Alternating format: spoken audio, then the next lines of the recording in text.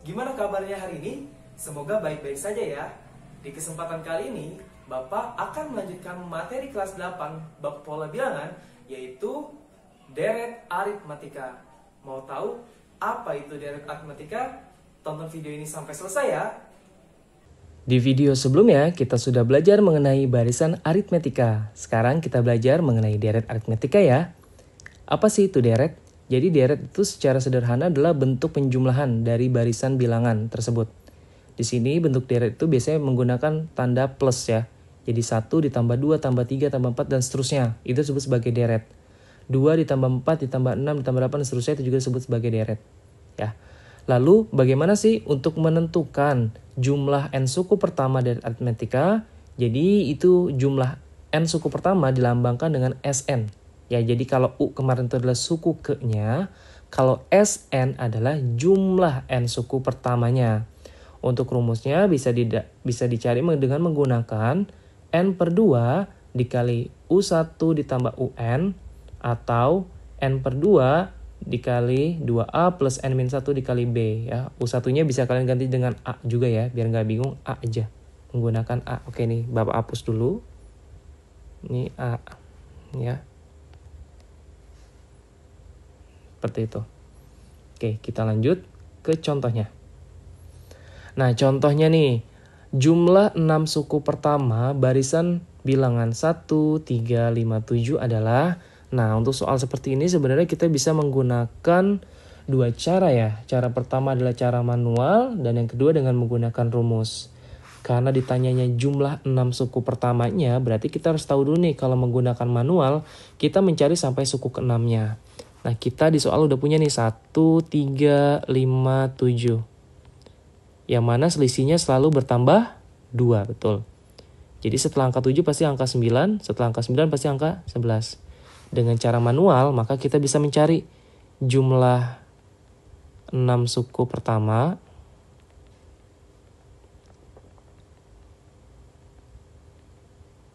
Itu sama dengan, tinggalkan jumlah deh. 1 tambah 3 ditambah 5 ditambah 7 ditambah 9 ditambah 11. Hasilnya adalah 1 tambah 3, 4. 4 tambah 5, 9. 9 tambah 7, 16. 16 tambah 9, 25. Ditambah 11, 36.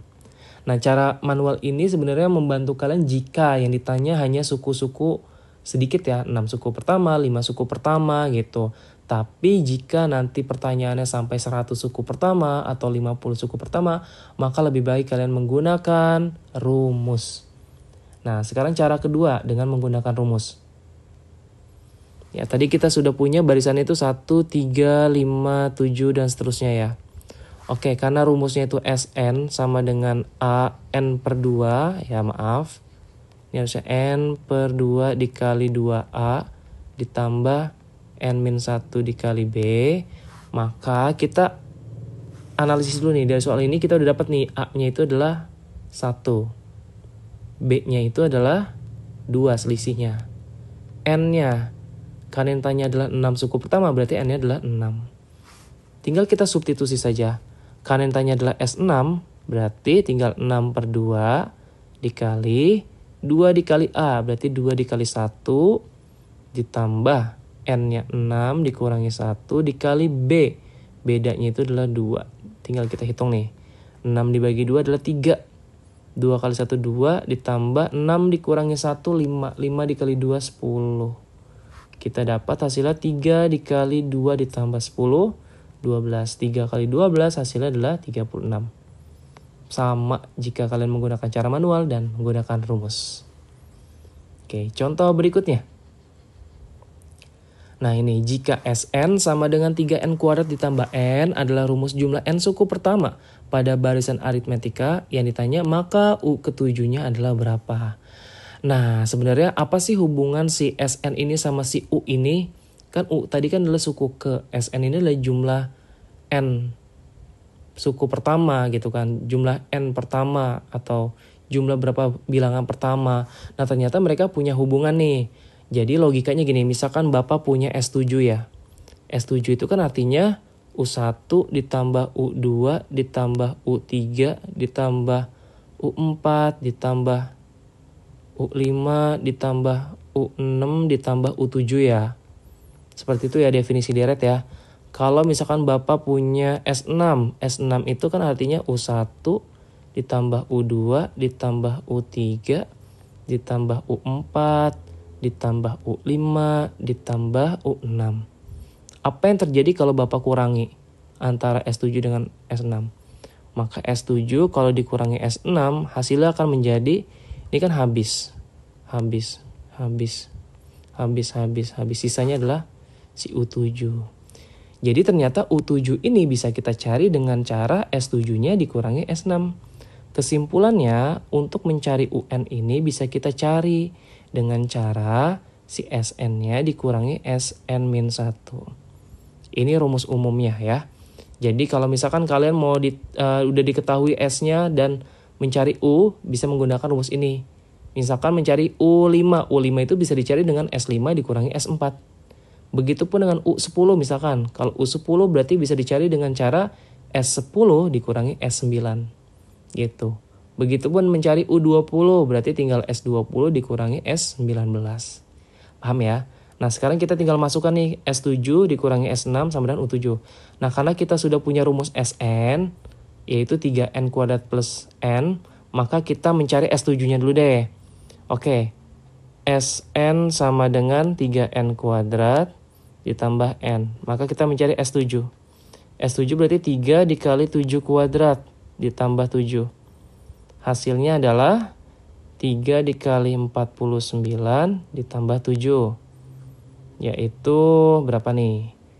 147 ya. 147 ditambah 7. Jadinya 154. Oke, kita dapat nih. Sekarang kita mencari S6. S6 itu berarti 3 dikali 6 kuadrat ditambah 6. 3 dikali 36 ditambah 6. 3 kali 36, 108 ya. Ditambah 6, 114. Nah, kita cari deh. Maka U7 itu sama dengan S7 dikurangi S6. Ya, S7 dikurangi S6. Maka hasilnya kita dapat 154 dikurangi 114. Dan hasilnya adalah 40. Maka suku ketujuh jika Sn-nya itu adalah 3n kuadrat plus n adalah bilangan 40. Bisa dipahami? Semoga bisa. Contoh berikutnya, nah ini adalah soal penerapan nih. Ini yang sering keluar baik di ujian nasional maupun ujian-ujian lainnya. Kita baca dulu soalnya ya. Dalam aula suatu sekolah terdapat 11 kursi pada barisan pertama. Dan setiap baris berikutnya memuat 2 kursi lebih banyak dari kursi di depannya. Tentukanlah jumlah kursi jika di aula tersebut terdapat 8 baris kursi. Nah contoh ini adalah kasus deret aritmetika ya, penerapan deret aritmetika. Dari soal ini kita sudah bisa diketahui nih bahwa suku pertamanya atau A-nya itu adalah 11 karena ada 11 kursi pertama. Ya, 11 kursi pada barisan pertama berarti ada 11. Nah, bedanya adalah lihat berapa selisihnya antara baris pertama dengan baris selanjutnya, yaitu 2 kursi lebih banyak berarti B-nya adalah 2. Selanjutnya N-nya. Lihat yang ditanya apa sih? Yaitu jumlah kursi jika di aula tersebut terdapat 8 baris kursi, maka N-nya adalah 8. Dengan kata lain yang ditanya adalah S8, berapa jumlahnya si kursi ini, dari ada 8 baris itu ada berapa kursi. Nah tinggal kita masukkan ke rumus Sn. Rumus Sn kan kita udah punya rumus Sn itu adalah N ya, N per 2. N per 2 dikali 2A ditambah N min 1 dikali B.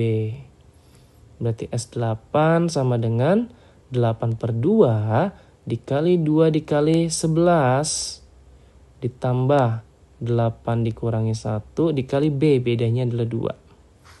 Oke, kita dapat 8 dibagi 2, 4 dikali 2 dikali 11, 22 ditambah 8 dikurangi 1 adalah 7 dikali 2.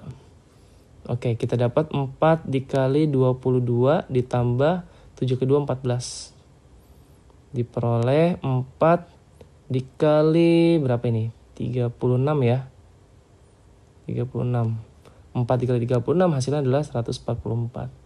Maka total semua jumlah kursi jika ada 8 baris di aula sekolah, dengan barisan pertama ada 11 kursi, barisan berikutnya bedanya selisihnya 2, jika di total hasilnya adalah 144 kursi. Seperti itu penyelesaiannya. Gimana? Cukup mudah kan? Sampai sini dulu video kita kali ini. Jika kalian merasa video ini bermanfaat untuk kalian, jangan lupa untuk like, subscribe, dan juga share video ini sebanyak-banyaknya. Jika ada pertanyaan, silakan tulis di kolom komentar. Dan sampai jumpa di video berikutnya.